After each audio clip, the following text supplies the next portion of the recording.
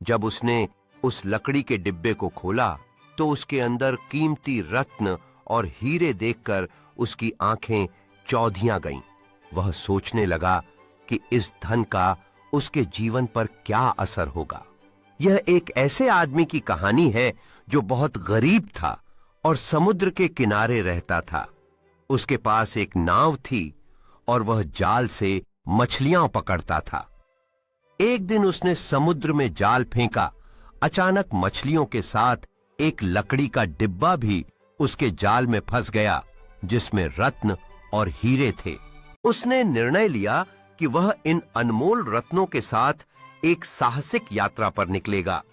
उसने एक दूरस्थ द्वीप की ओर देखा जहां उसे और खजाने मिलने की उम्मीद थी।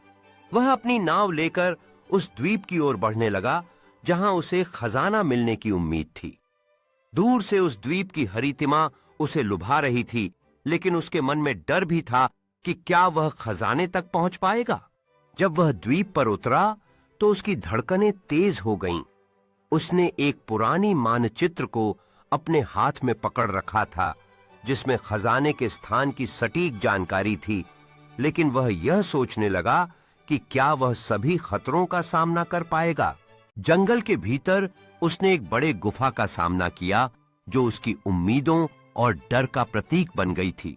वह सोचता रहा कि क्या अंदर उसे खजाना मिलेगा या फिर कोई खतरनाक रहस्य छिपा है।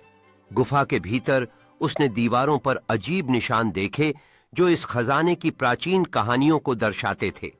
उसकी जिज्ञासा बढ़ती गई और उसके मन में एक सवाल उठने लगा कि क्या वह इसके असली इतिहास को समझ पाएगा। आखिरकार उस गरीब मछली पकड़ने वाले आदमी ने उस द्वीप पर एक छिपा हुआ खजाना ढूंढ लिया। खजाने को देखकर वह आदमी बहुत उत्साहित हो गया और वह उसके चारों ओर खुदाई करने लगा। जब छोटे लहरें उसके पैरों को छू रही थीं और समुद्री पक्षी आसमान में उड़ रहे थे, वह खुशी से अपने दोस्तों को लहराता है जो समुद्र तट पर आए हैं ताकि वे उसके नए खजाने का जश्न मना सकें।